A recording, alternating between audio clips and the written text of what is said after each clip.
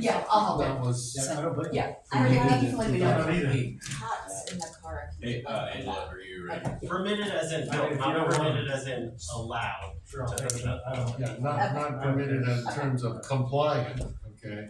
Yeah, definitely not that. Recording in progress. Oh, it's 6 o'clock. Okay, I'll go ahead and start the meeting at 6 o'clock in the Sheridan Council Chambers. Sorry. Thank you. Yeah, Mike's. Angela, can you call roll? Yes. Buckles, Present. Flynn. Here. Hubert. Allen. Here. Houston. Present. McElroy. Here. And George. Here. Okay, let's stand for the pledge of allegiance.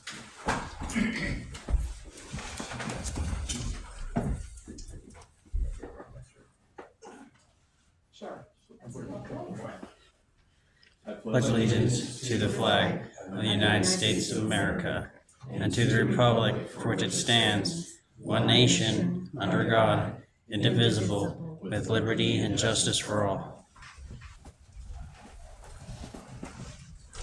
Okay, do we have any changes to the agenda? No. Okay. Alright, so then next up is our public comment. I have one car here. Linda, if you wanna go ahead and come on up and I'll go ahead and read the statement. So the public comment portion of the agenda is the opportunity for the council to listen to the public, but not for dialogue. Public is allowed up to 3 minutes to present information relevant to the city. The topic issue brought up may be referred by the council to the city manager for inclusion on a subsequent council agenda. Council has the discretion to ask questions after comments are concluded. Please note complaints should first be addressed to the appropriate city department and or the city manager prior to directly addressing the council. Okay, go ahead. Thank you for whoever put this in the bulletin about the scooters, the bicycles, the whatever that zips up and down Sheridan Road with no concern about vehicles. I went, and I only went from my house up to Forest River and came down to the 55 mobile trailer park, and I got 57 people that signed a petition for speed bumps. Now, I understand that speed bumps are probably not gonna be allowed on Sheridan Road because of the fire department. But I would encourage each one of you to go and knock on these people's doors that live on Sheridan, because they are angry, they're scared, they're worried, they're concerned, they're frustrated. And I had a lady give me a bouquet of flowers because I was trying to do this. You know, another person came back and said, "Are you coming back?" I encourage all of you. I don't know what the solution for Sheridan Road is, but we've got 2 construction that are bringing in 30 units, and I don't know how many at the 22 whatever, for the trailer park. And so you consider that times 2, everybody's got 2 vehicles, so that's more cars on Sheridan Road. Sheridan Road can't handle more cars. We don't have a full-time police department. I've been told that at one time we had a full-time police department. Where did it go? just knock at some of the doors on Sheridan Road and listen to these people and their concerns, please, before somebody gets killed. That's all I've got to say, but whoever put this in the bulletin, thank you. I appreciate it. Thank you.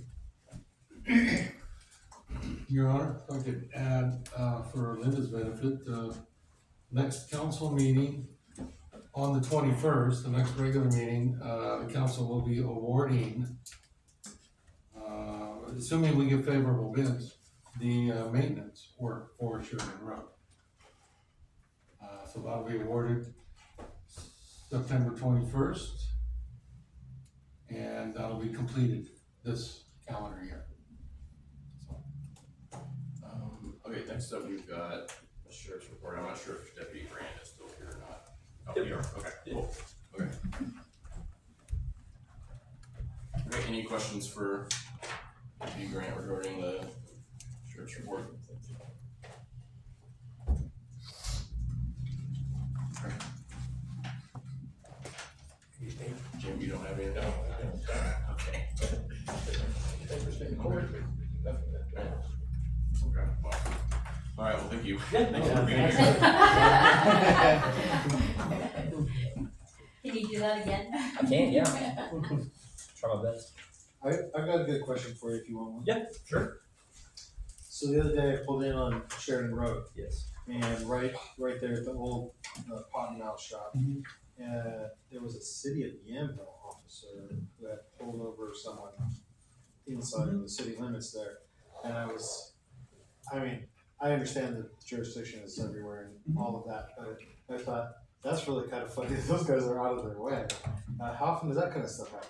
Yeah, so that's a unique case because they're smaller agencies. Sometimes they'll do their training, their field training evaluation programs through other agencies if they don't have enough officers or deputies to do it. So he's doing his field training with us. Oh, okay.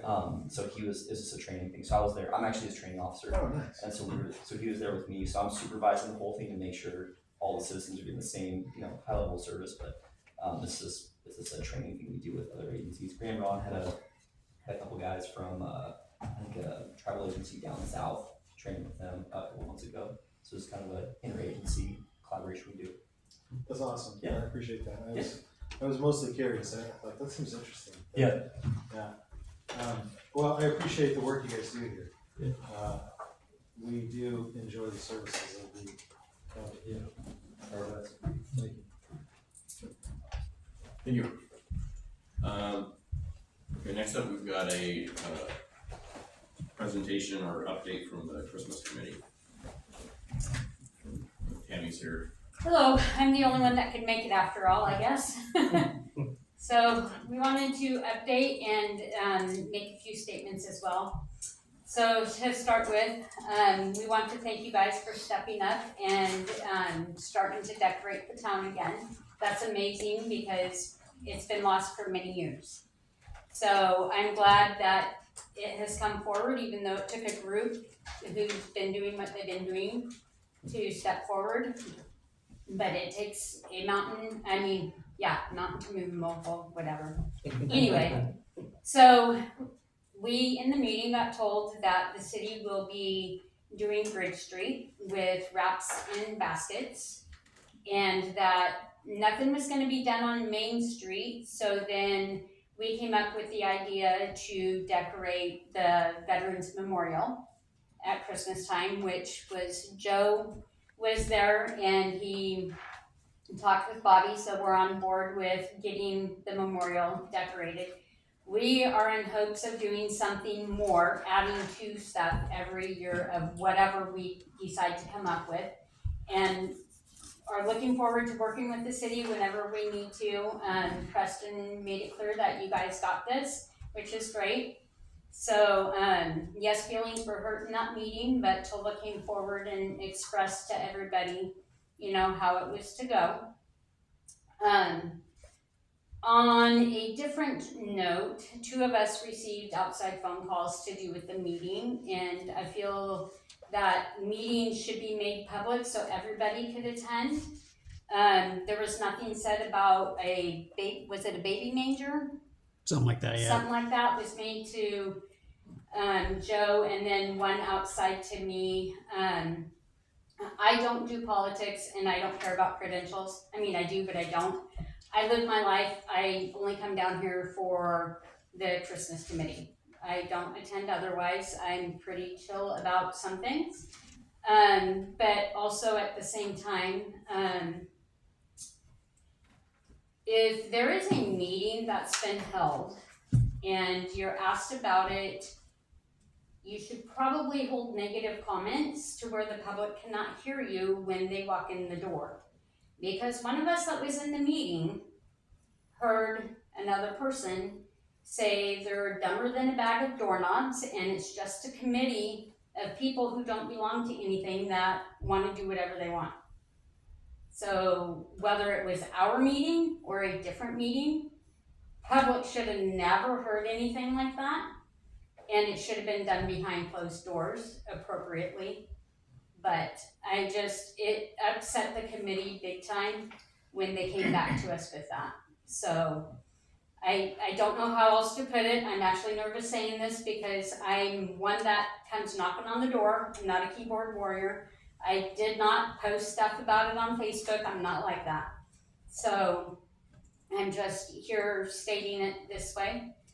We did purchase a Santa float for the Santa. We got the trailer over the weekend. I don't want to butcher their last name, but the Van Bosch family, I think it is, out of Willamina, is where we got the trailer from. And so we are excited that we will have a permanent Santa float now. So there's just bigger things coming and that kind of thing. So are there any questions as to, yeah? Have you talked with the Rotary Club at all in coordination with, they do a lot of stuff during Christmas, so you two can. Yes, we are. So Preston had talked about doing a competition with Willamina in our meeting to do with lights, and I think it was going to be at the city park. And it would be nice if stuff was coincided with that, with the parade. Rotary and Chamber are both on board with what we do. We are there's myself, Joni, and Tova, which run the bazaars, and that's where money comes from for what we want to do. Outside of that, Rotary and Chamber work together to do other things for the Christmas festivities. So they requested the trailer, and we were able to help out with that. So that's where that came from. So, but we're side by side with all of them. So, yeah.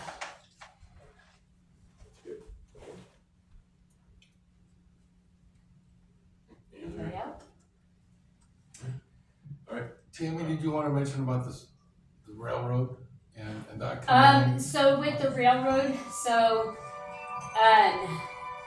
Nicole would have been best for that part of it, but we are going to have, I believe it's some sort of steam engine or some old engine coming down the railroad tracks and having Santa on that.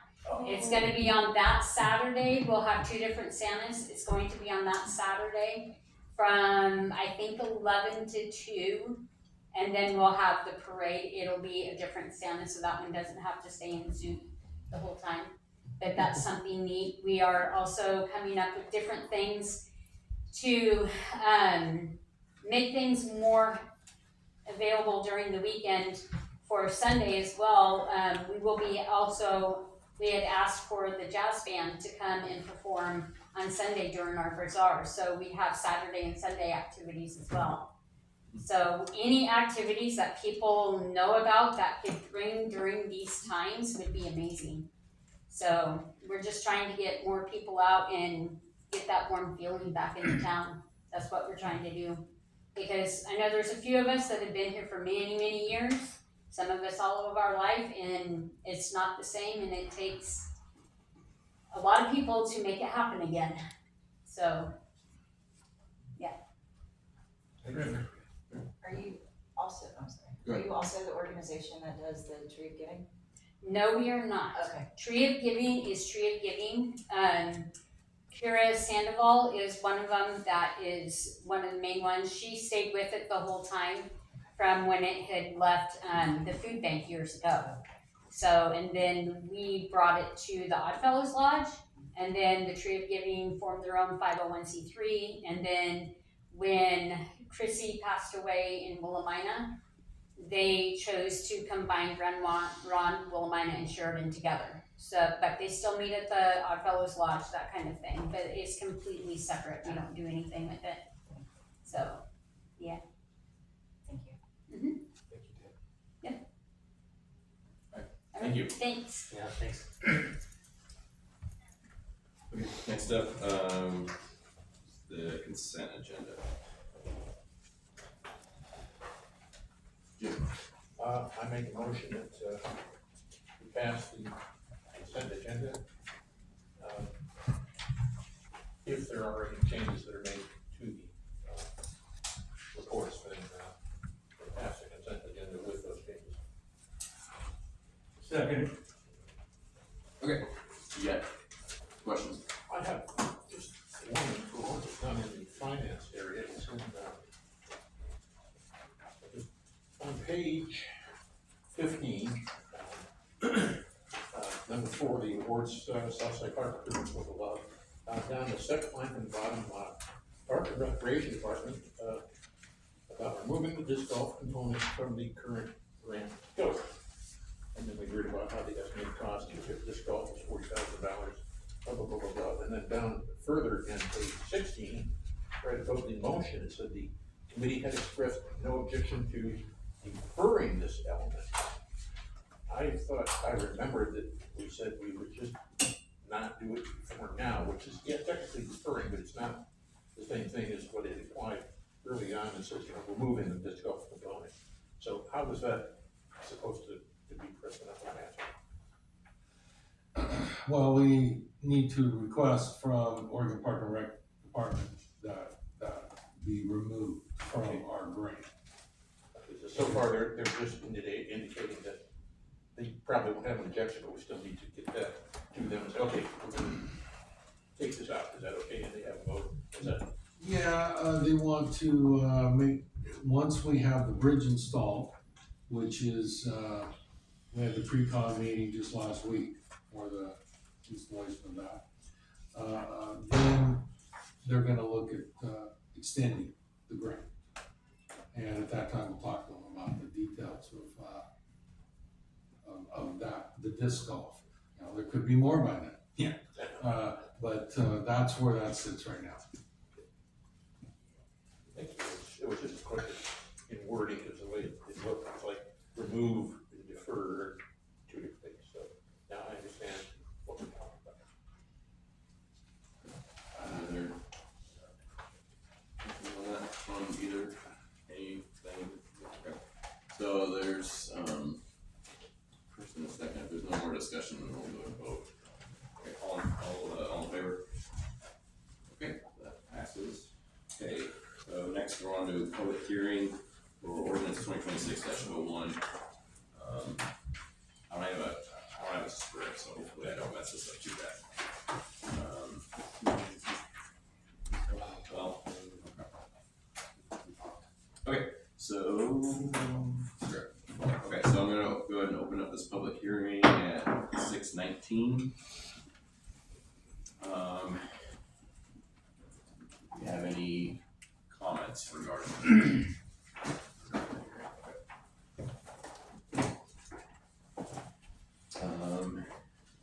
anything else hearing related? Okay. Okay, so hearing no comments, then we can go ahead and close the public hearing, and it is still 6:19.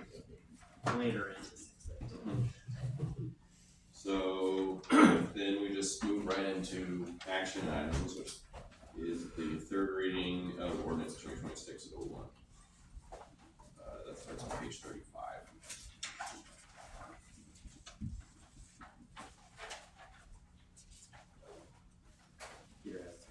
Oh, sorry, go ahead. Move to read ordinance 2026-01 by title only.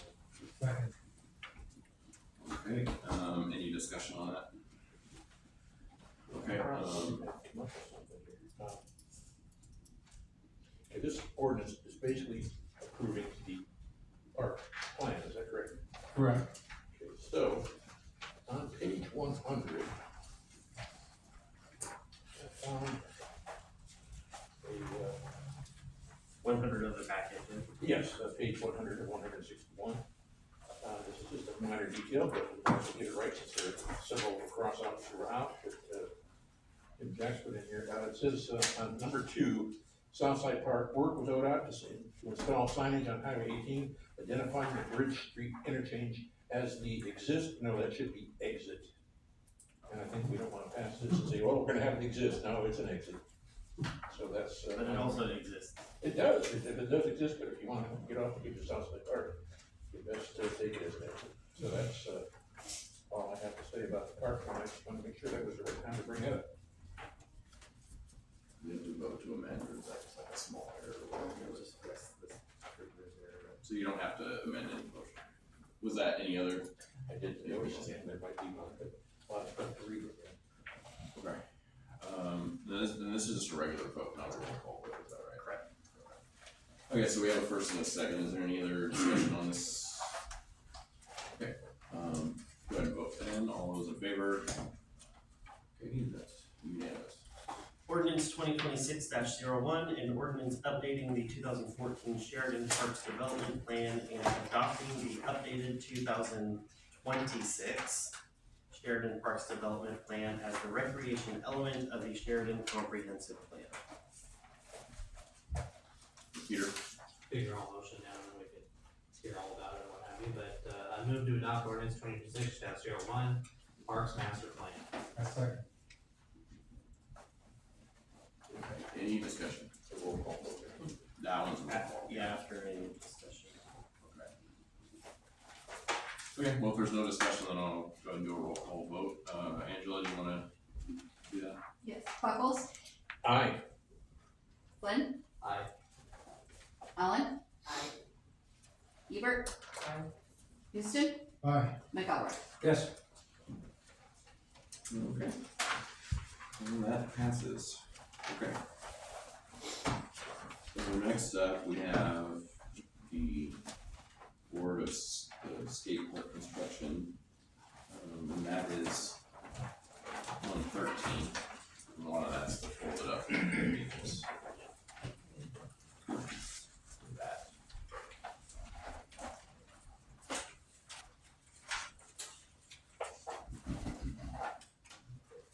Preston, do you wanna share? Thanks, Your Honor. Well, much like the Parks Master Plan, the Parks and Recreation Advisory Committee did all the heavy lifting, like you would expect, but, you know, with the creation of the RFP, and hearing the proposals at the last Park and Recreation meeting, and then concluding their discussions with the recommendation that, McDowell Concrete be awarded the Skatepark construction contract by the council. It was a good process, a good discussion, and we also have the owner, Jesse McDowell, here in the audience. If you've got any questions about the proposal, which I do want to mention that the proposal is very complete. And if you still want to award that tonight, then part of that motion is that you direct the city attorney and the city manager to enter into a contract to construct the skate park. I do want to mention that we will be pursuing potential value engineered items that Jesse mentioned in his proposal, where the city could possibly save some money by providing labor. So those things being trucking, aggregate, dirt supply, demolition, and disposing of those demo things. So it was very nice that you put that in there, Jesse. Very nice. So with that, it's very exciting. And you have any questions? I don't have any questions, but I do appreciate that this was pretty comprehensive and easy to understand. And, there's a portfolio in here that looks nice. I feel like, I'm not used to getting that with a lot of proposals, so thank you. Yeah, of course. Yep. I understand too, I didn't attend the meeting, but I did talk to the chairperson of the Parks and Rec Committee, and, she mentioned that your company, is the only one that actually is qualified to, use shotcrete, which is what you want for all of the, curves that people be going over, so that's one of the reasons they really seriously considered your, proposal, and also that you were under the cost that was being proposed, as well as offering the city a chance to, save you more money by doing some of the work, so that's all good stuff. Any other, Lucy, go ahead. Also, you were the only one that provided a diagram to the committee, which was part of the list of things that they wanted, so that was, and you were very easy to understand, very easy. I appreciated it sitting in the audience listening to you. Good. Try to make it easy for everybody It was family to easy. understand oriented. maybe what they don't know, so. If there's any other questions or, go ahead. Raise your hand. Who? Are you- Raise your hand and I'm just gonna read it. 'Cause I've- Yeah, okay, yeah, if you wanna make the motion, go ahead, yeah. I move to award the skate park construction contract to Metall Concrete in the amount of $172,234 and authorize the city manager and the city attorney to execute the contract. That's it. Okay. Any more discussion on this? Okay, all those in favor? Okay, that passes, okay. Alright, thank you. Thank you. Look forward to it. Okay, so next up we have resolution 2026J. I don't think I'm gonna read the whole thing, but, basically, creating the vital Sheridan downtown area plan. Preston, do you wanna talk about this? Yeah, well, there's a lot here. And what this is basically a grant, to do downtown development standard, as well as addressing some of the flood hazard zone, limitations we have to attract future investment downtown. So, we pool this into a grant called Vital Sheridan. I mean, I can't imagine a better grant that hits exactly the bullseye of what we need for our downtown. It hits the flood hazard issues as well as development standards, which are essential to attract development, investment. And, I wanted to mention that, TK with the Downtown Revitalization Committee wrote a really nice letter to TGM that was part of the grant request. And, in order for this grant request to move forward, the council needs to be behind that. So, that's why, this resolution is coming before the council so that you support this grant application. In a nutshell, that's what it is. Who's the, who would be applying for it? Is it us as a city, or is it like Laura working on our behalf? Liam would be doing this application on our behalf, yes. Well, it seems like every time he applies for a grant, he gets it, so that's good news. So I guess for some reason, I was getting this mixed up a little bit with the the TSP, but it's totally different. It is. Because ODOT was in there, similar program with different grants, so even though we have the TSP, we can still have a TGM grant, they're not linked or anything. Correct. Typically, the TSP comes first, it plants the seeds for these other good things. Okay. We don't have time to wait, we are pushing forward. So it's more concurrent than one step after the other. Okay. Peter? Move that the city council approve resolution 2026-J and direct planning staff to submit an application to Transportation Growth Management Program for a grant to initiate a downtown area planning process tentatively titled Vital Sheridan. Okay, any discussion on this? Okay, alright, all those in favor? That's unanimous, okay. So next up is resolution 2026-K, declaring a water conservation or possible water use restrictions. Preston, you wanna talk about this? Okay, Bless you. Let's- yeah, you can see on the staff report that the trend for the springs production is going down. And, which is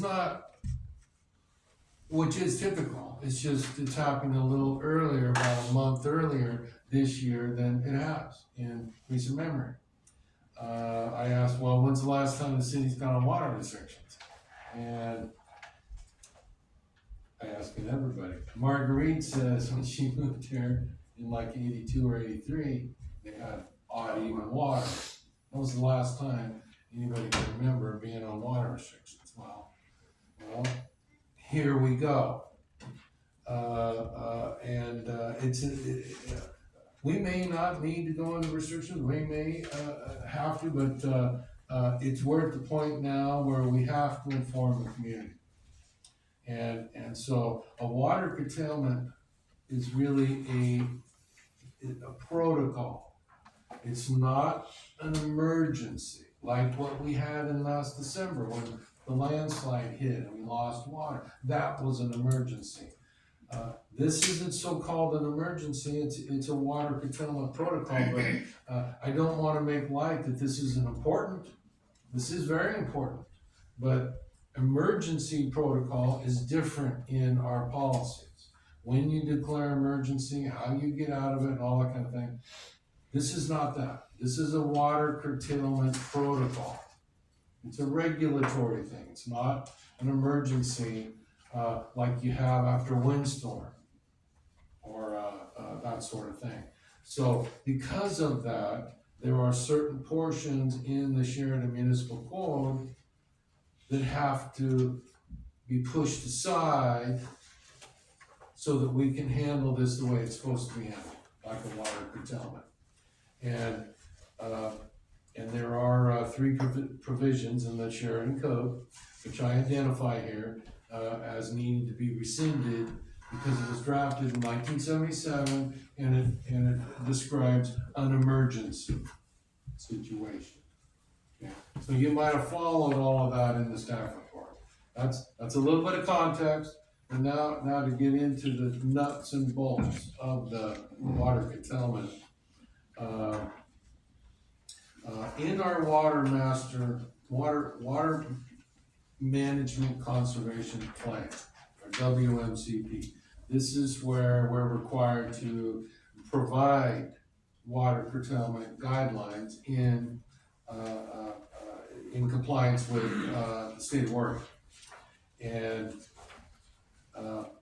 well, that was done. And that was obviously written by an engineer. And so what I'm trying to do with this tonight, this resolution, is to cut through a lot of that WMCP engineering speak, pulling out the precise triggers for when we need to go into voluntary conservation and mandatory restrictions. 290 gallons per minute is the springs capacity threshold you lower to where you get concerned you want to kick in voluntary water restrictions. And I checked with Kai just before. Where are we at on that? 298 today, basically? Yeah, the average, yeah. 298 today. It's been holding steady for a couple of weeks. Good. That can change. So we need to educate the public on the voluntary side of water conservation. If it continues to drop and we get to 250 gallons a minute spring production, then according to our master plan, we need to start looking at mandatory restrictions. okay? That would be the process. And if you adopt this resolution tonight, then that is the process we would follow. Those are the triggers. That's the science. We're following the science. We're not following a lot of the engineer speak that's in those several pages. It goes on about engineering stuff. What I wanna hand out here is, some notes for folks, about, if we go out and educate the public, these are the kinds of things that we would be talking to people about. We'll convert this into a nice ad for the bulletin. And we'll get that word out, and tomorrow we'll begin talking to our biggest users, which we've identified, and we'll begin talking about that with them. This doesn't explain the things, these are the tips. So if we put out an ad, there's gonna be a little explanation so people know what we're talking about. But these are just basically tips on how you, as a homeowner or a business person, can help reduce your water consumption. And a lot of common sense things. And by all means, take a minute, read through that, let us know as staff what to add, what to take off.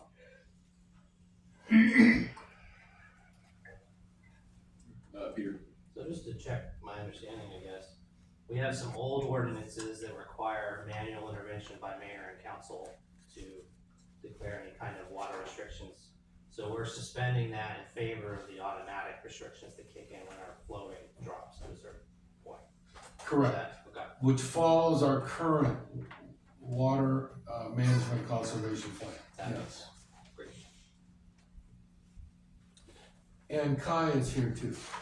Kai maybe has a story to tell. But can you come up and fill in some gaps there, Kai, how we're doing and everything? Just, sorry, Kai, before you go that, and to additionally answer your question, Peter, the water management and conservation plan follows the applicable Oregon administrative rules that we have to have in a conservation or curtailment plan. So this is And our necessary anyway, pretty much. Okay. Yes, the ordinance is no longer appropriate under the laws of curtailment. Okay. Good evening, Councilor. Does anybody have any questions? Anything I can clarify?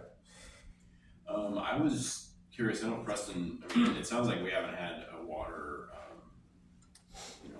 conservation event in a while, but I know a few years ago, I believe it was maybe in 23, but there was, some like water rights to do with the river, like the river level was really low, and there's some people were basically, told, hey, you can't pump out of the river anymore.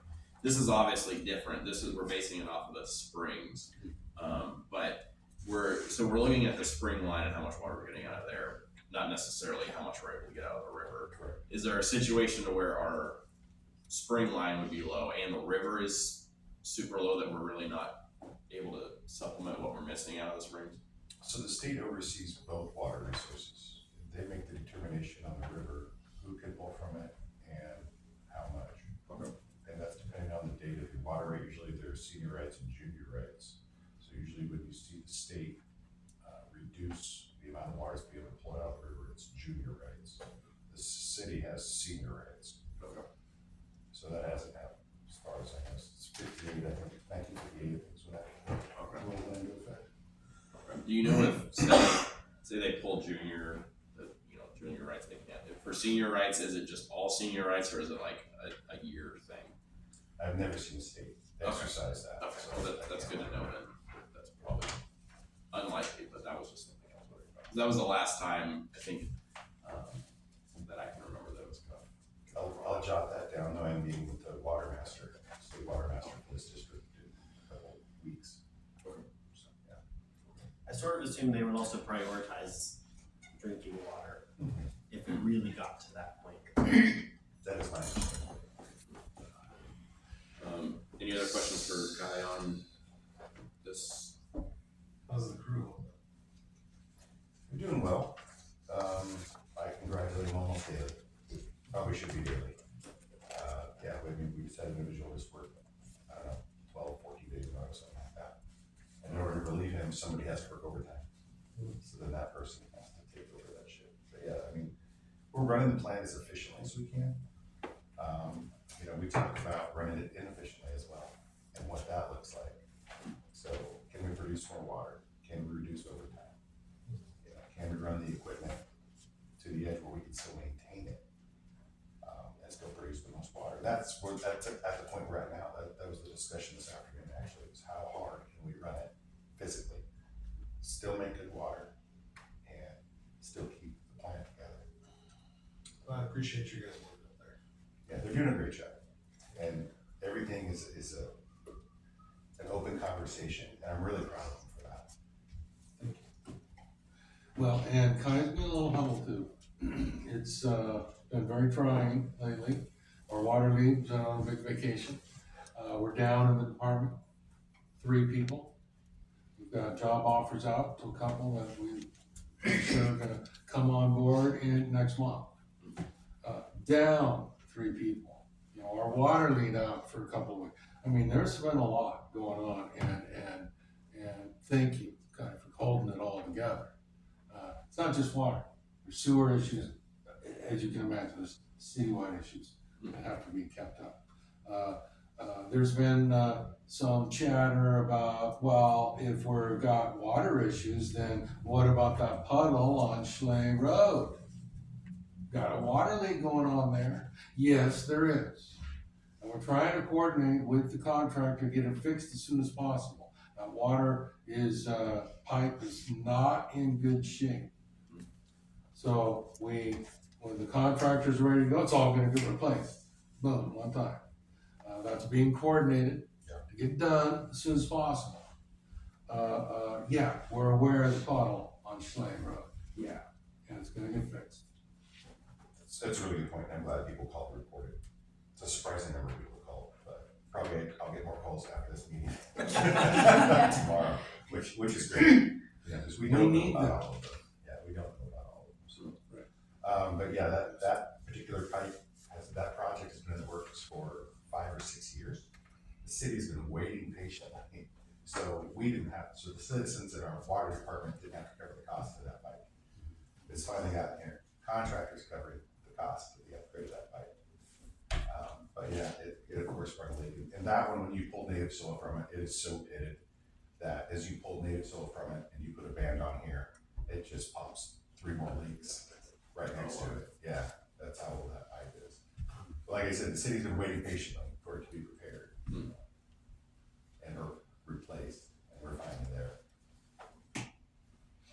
Jim, did you have a question? Yeah, I keep looking back at the numbers we've got and reading the numbers it looks like we are either very close to a mild alert level or we're in a mild alert level. Did I misread that or?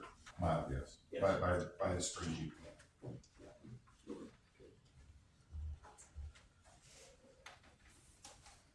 Our goal is to hopefully reduce consumption 10% in the next 2 weeks, so we don't have to implement mandatory restrictions. That is the council and the city manager. But I'll be reporting that data, but that's the data I'm hoping to report, is that we've reduced by 10%.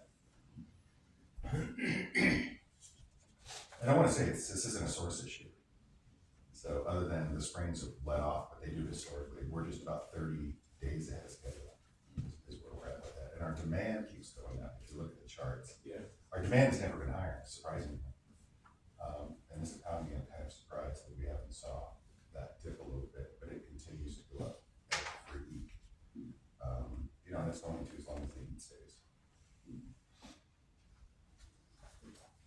And if you have suggestions for the tips or suggestions where we could post, there are some apartment buildings that we need to get to with flyers. But any suggestions, let me know, or Angela, we're gonna be getting the word out. If you pass this resolution, I was gonna ask what if, how will people be notified that, like, say we're on, you know, this level of a restriction? Would it be similar to like how we were notified for the, you know, when the water was cut off? You mean through the Everbridge? Yeah, would it be Everbridge or something a little less?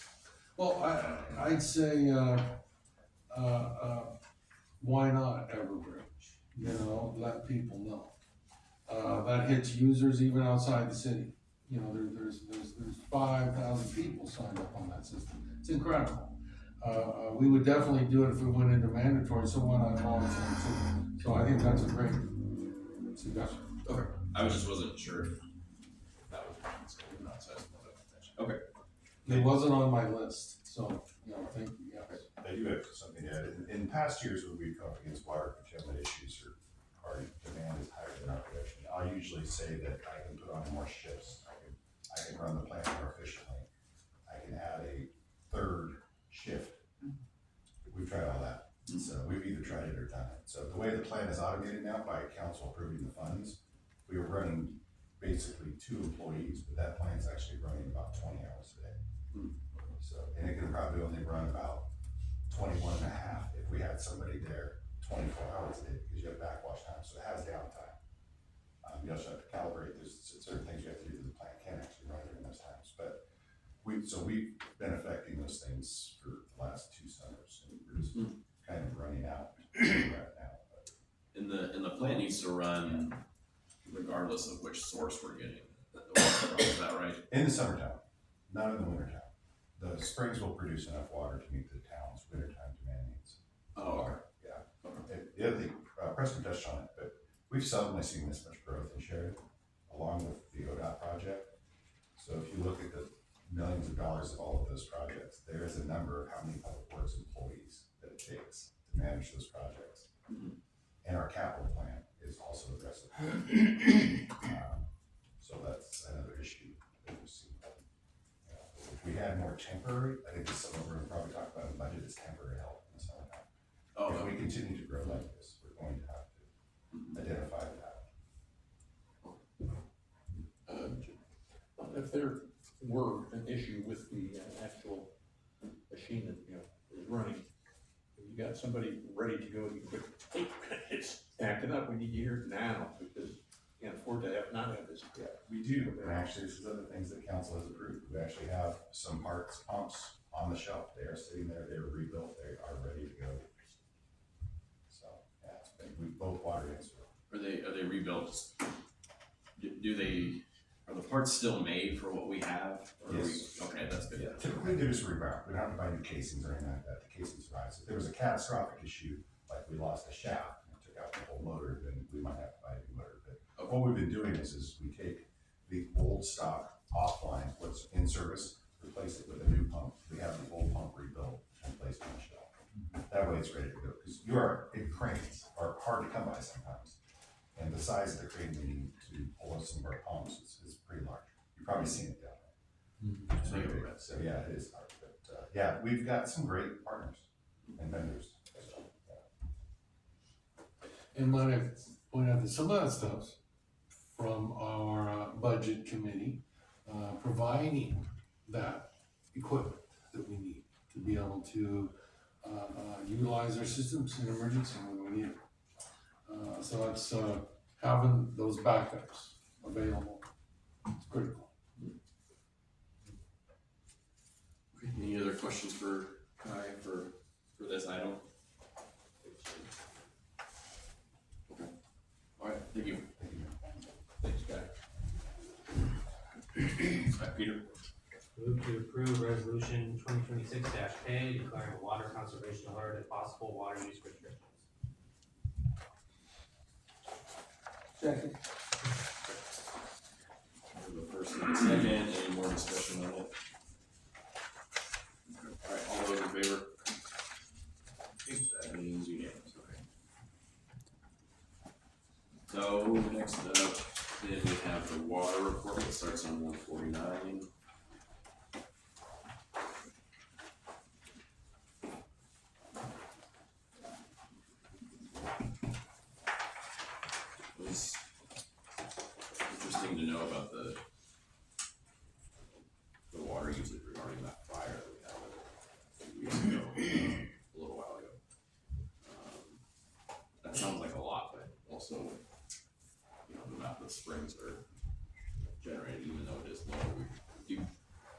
to me, it's, numbers wise, it looks like we do generate a lot, but, it's a lot of water, you know, for that fire, but.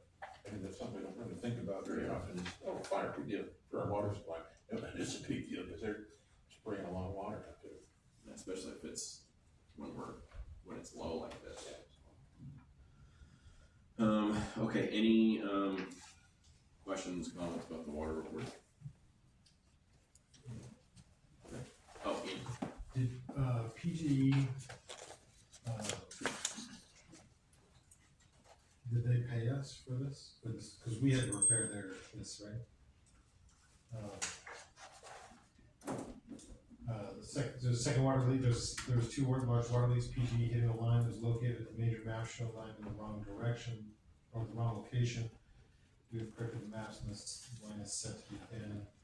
This did disrupt 15 customers while we got it repaired. That's where I'm having an issue with this, we got it repaired. Well, PGE is out here bending people over a barrel, so I would like to know, are they paying for this? For the inconvenience of our customers? Are they paying for our guys? For the fixes and. Okay, good.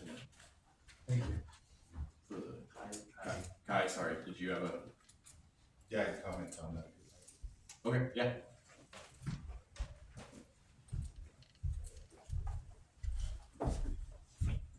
So the contractor had done his duty and called 811. The water department went out, and currently we do not have a locator. That is the person that goes out and locates the utility lines that are underground. So we've been doing that as often as we can with the personnel we have. They missed one, and they missed it because the map was wrong. And the reason that map was wrong is people that were asked to update it, city staff engineering, did not get that updated. So we sent I sent them out a second time. We're going back years, so I'm just gonna be completely honest. And it did not get caught on the second update either. So we talked to all the personnel to see who knew that line was there. Sure enough, one did, but he wasn't the one locating that day. But it never made it onto a map to make it onto a digital copy. Are you talking about? Yeah, so we didn't mark that line that PG hit. Okay. That's why it was hit. They wouldn't have hit it otherwise. So then what was this other leak? Was it for a line that was also unmapped? Same thing. It is on some maps, but was not on the map in the pickup of the guy who marked the line. Okay. All right. I just want to make sure because I don't like. No, those are public works mistakes. I don't want Public works mistakes. I apologize. Thank you. That's why both of those lines got hit. Okay. Thanks. Thank you. Kai, please be sure and thank Brandon for his hard work, because I bet, just giving us these totals, I don't understand how much water there is, just a bunch. And if you track and all that, that's great. He does a great job.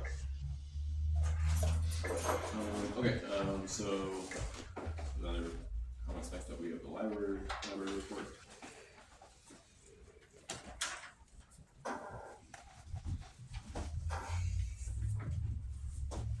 Any comments on that? It wasn't the summer reading event they had.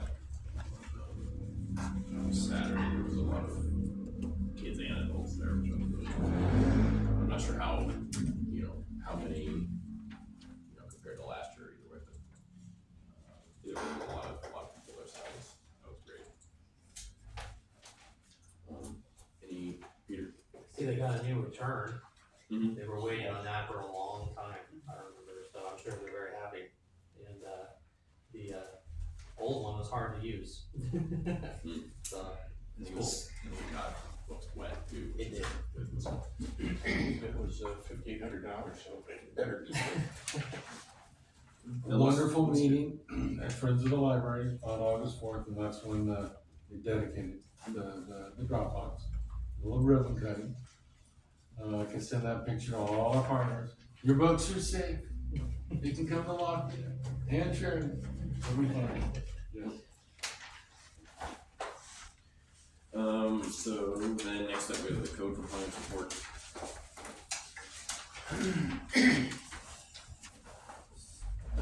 Your Honor, I wanted to mention one particular item on here. It's 208 Bridge. It's listed on the code enforcement replace. This is a home that got fired, and very little's been done outside. And we have typical code enforcement processes that most cities follow, but Sheridan's no different. And we also have a chronic nuisance process that I'm unfamiliar with, but Sheridan has it, and so that's what we're pursuing with this particular property. And that will be, that has been cited into municipal court in October. So I anticipate that there will be a fine, and then the judge will determine the abatement of that property in October. So it's really taken a lot longer than should you'd normally take for this kind of a process. And that's more my fault than anybody's.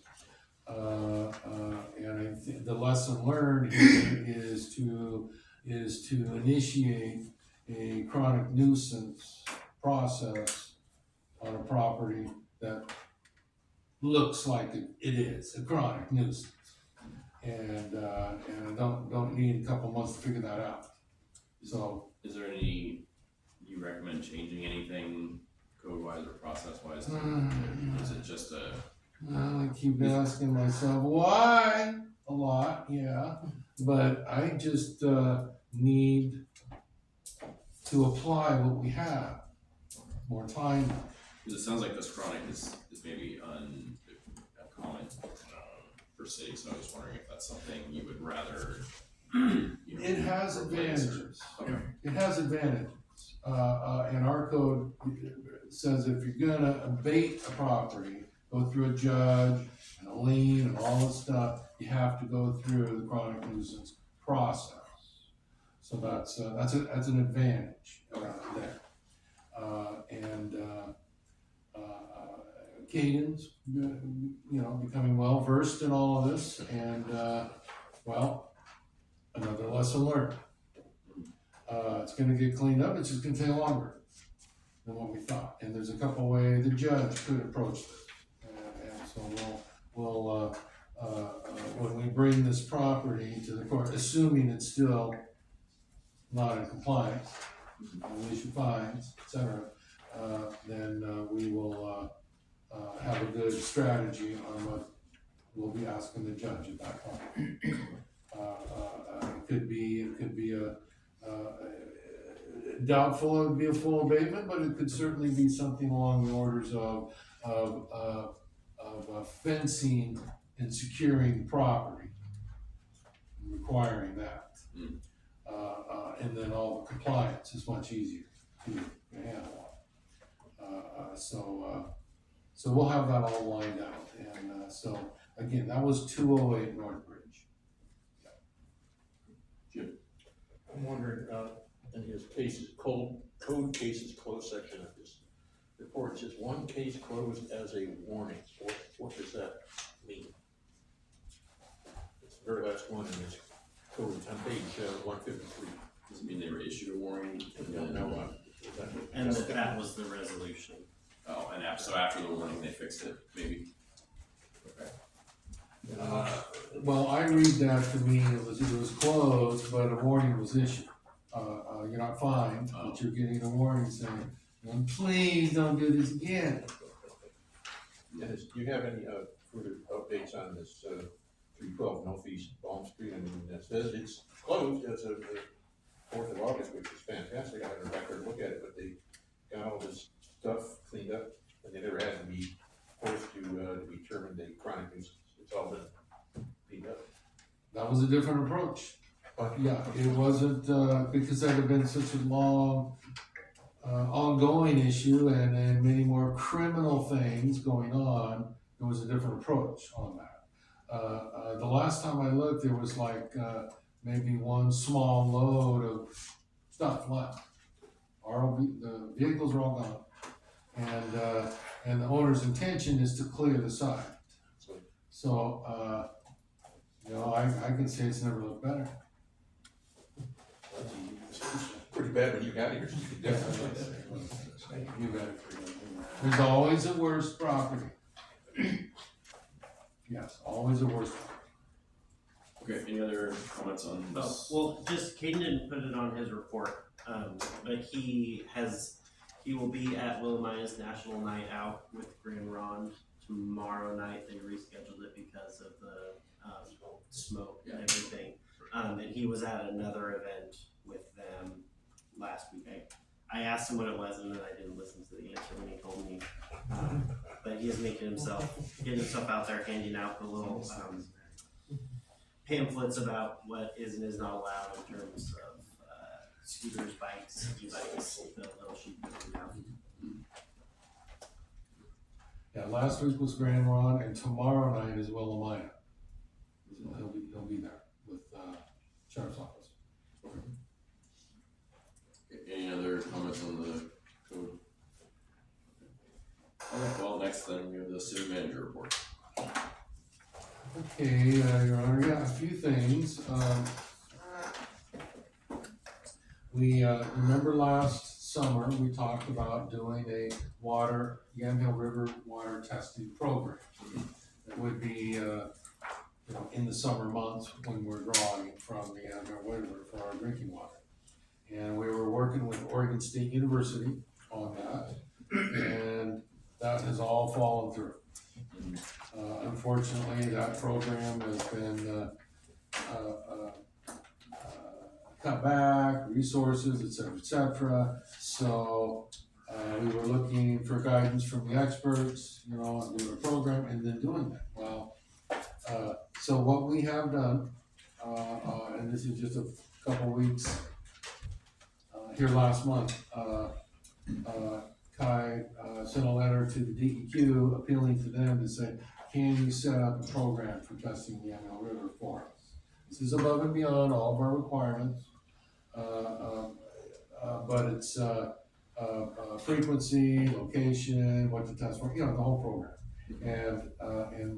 And so we haven't heard back yet, but we're appealing to DEQ to give us that program. Kai, Nick, you want to say a few words I on have an that? update for you. The woman that was helping us in OSU out, I think I know why they advanced that scheduling didn't include us, she retired. Oh.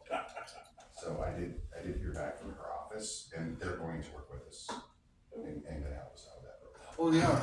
Yeah. Oh. I'm sorry, I haven't told you, yeah. Okay. Evidently she was retiring, I didn't know. Wasn't invited. Well, that's good. That's good news, yeah. So, yeah, I did have someone get back from her office, they said they will help us out, they're happy to. Okay, wonderful. I'm not familiar with any of these new people, but we'll get there. Do we know, I guess we don't know, but if we're still able to do something this summer, before the water rises. That'd be the time for sure. Yeah. Okay. They have been working on equipment out there. I mean, I see the permits go through, but I'm not involved with DEQ or the EPA. They don't loop me in on what they're doing out there. Once the testing sequence stopped, pretty much the communication with the EPA and DEQ trickled down. Right, Jim. One would hope if they found some bad news, they would immediately tell us. That is what we all hope for and expect, honestly. I mean, yeah. Logic states you do that, but I mean, do we know if you really do that? The truth is, Stella, like the mayor mentioned, they don't discharge until the winter season. So, and what I did find out, one of the things when I was asking for testing parameters was that there are different people that handle river water and river soil. I did not know that. So there's two people I have to coordinate with. But I don't think it'll be an issue. It might take a little bit of time, certainly later than we want. But now I kind of have a better understanding why that sequence happened. So, yeah. But yes, Jim. I would expect to find out immediately. Kind of important. All right, thank you. So, we are the owners now of 863 Evans. 3-acre piece before, downhill from our water treatment plant. And we are now, that sale has gone through, it's closed, we are now the owner of that facility. The payroll last Friday, several employees were paid twice. And most of that second was rescinded by the bank. But a few folks, employees, we've had to tell, don't spend it. We're gonna need you to write a check because some people got paid twice. And, yeah, of course, this had to do with Tyler Tech. Thank you. And, it's much better to pay people twice than not at all. So that's what had to happen. We had to go through extra lengths to make sure people got paid. And every payroll is an adventure with Tyler Tech. And I'm just, fortunately, our staff is very understanding. So, yeah, we can't get switched over soon enough, but it's gonna take several months. Oh, yeah. Did the RFP for that? Is out. It is out. Yeah, and we'll get all responses back by the end of the month, by the end of next month. And, we've gotten great inquiries. All the folks we were hoping would call in have, and some new ones.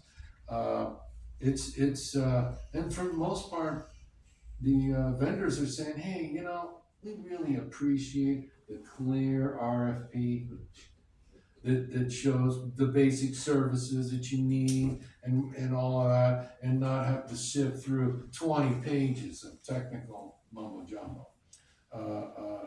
Yeah, well, that's nice to hear, so that's coming along real well. I came to work this morning and found out that we had a sewer release, as Tyler likes to call it. But it was the Caldwell Banker building was permitted in 2008, and unfortunately, it was connected into full or partially into the storm drain. And well, that needs to be corrected and disconnected and put into the sewer line, which is not far away. That is work that we're paying for, and it's gonna get done hopefully as soon as possible. I'm hoping this week. We're also providing the tenants of that building, an owner, 3 porta potties for the duration of this until it gets fixed. And this was, this is not a condition of maintenance, because you inherit a water sewer system from the decades of investment, all this, and you have maintenance issues and this and that, and pitted pipes and all that. There's none of that. This is an inspection that did not happen, or missed or something, I don't know. But any good inspection would have caught that, but it wasn't. So that's government's fault that happened, and that's why we need to be the ones to pay for it and fix it. So I communicated that to the building owner, and staff is in contact with them, trying to get that thing fixed as soon as possible. Did you hear anything new on that, Kai, this week? Today, we backed down, confirmed the lines there, we're working on it. I think the contractor comes on site tomorrow. There you go. Begin repairs. Awesome. We reported DEQ on Thursday, verified it on Friday. So likely this will get done and disinfected, et cetera, and by the end of maybe working day on Friday. So that's the best information we have, which is a lot better than this morning. But unfortunate. So it's not just maintenance issues, it's actual omissions that we have to deal with. No, I don't think this is a chronic thing. You know, I'm not concerned about other places. It's a rare item, and I think we're just considering it a one-off at this point. Right? Okay, we're not, yeah. Okay, any questions about that? Couple other items, Your Honor. I've been asked to serve on a panel at the LOC conference it's in October, 15th, 16th, 17th. That's in Salem. It's the annual League of Oregon Cities Conference at the Convention Center. So anybody on the council that's going, well, you might want to go see yours truly on a panel. It's gonna be Friday, October 16th.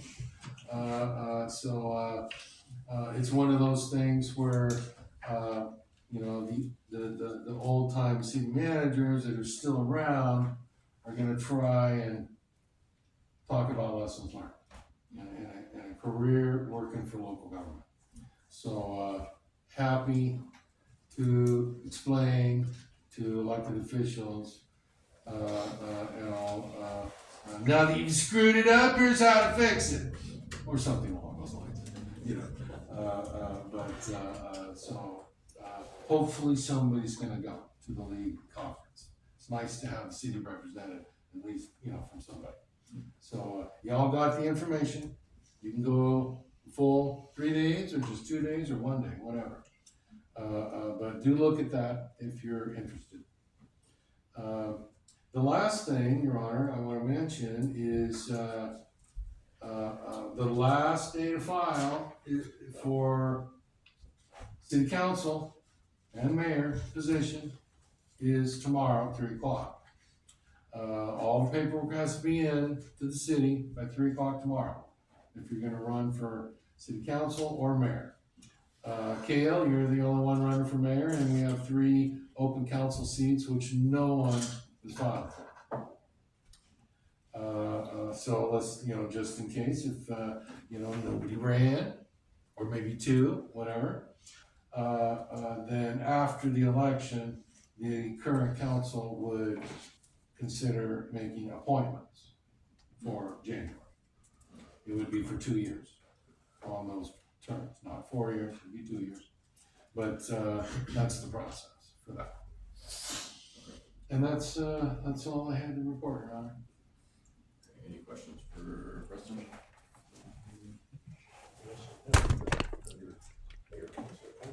Okay. Well then we'll move on to mayor and council comments.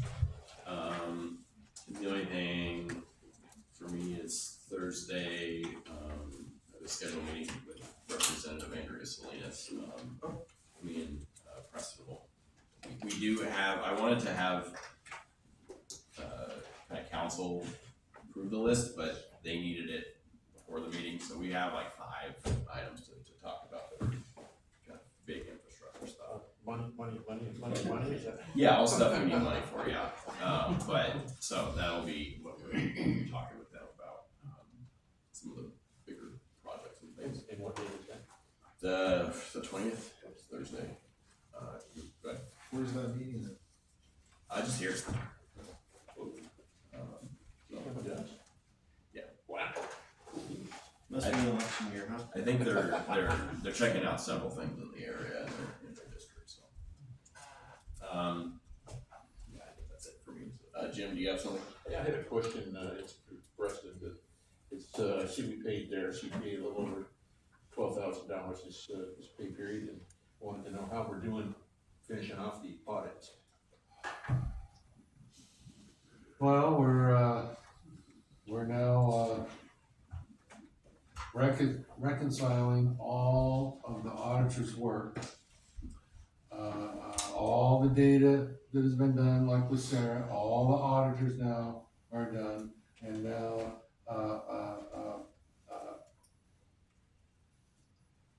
Amber is working to put that all in terms of reality. How does all that work? How does 4 years of being behind finally come to roost with the reality of our budget? So my expectation is that on September 21st, you're gonna know not only the results of being behind all these years, but also how that's gonna be reflected to our, number one, beginning fund balances. And the plan to work all of that in. And so that's where we're at. Yeah, fingers crossed. Yeah, Jim? We were told way back when we used to get a much more intricate printout of things that we spend on each line number, et cetera, et cetera.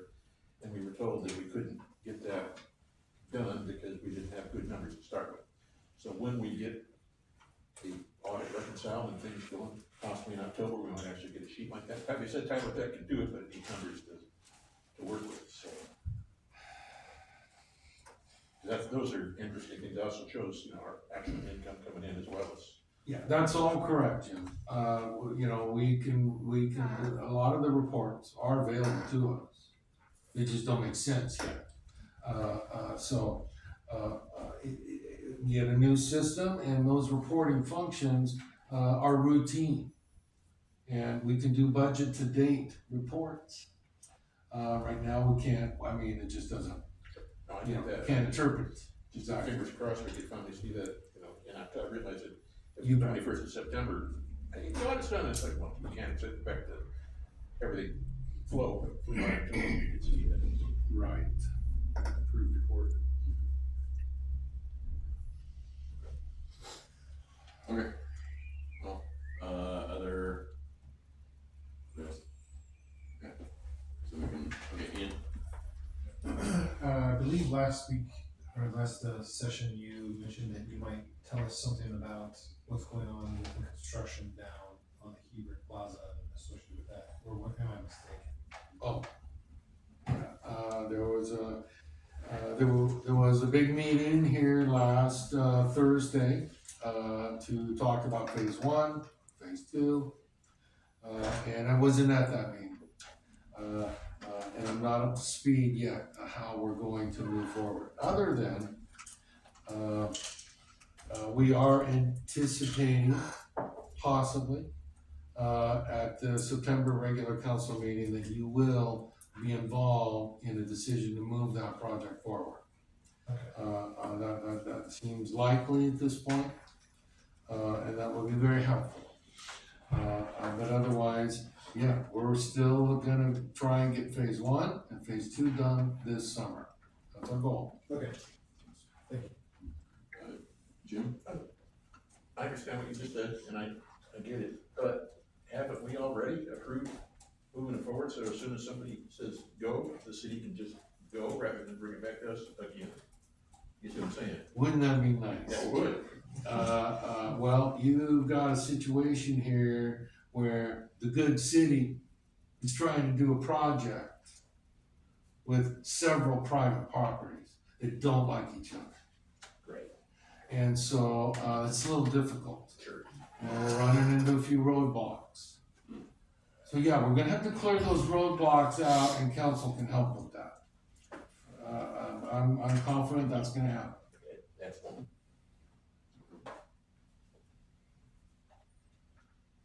Great. Is there a motion to adjourn? Peter? A motion to adjourn. Second. Okay, all in favor? Okay, we're adjourned at 7:19. Did you actually make a motion or you move? You don't just motion. So That's a good point. just remember that for. Recording stopped. It worked anyway.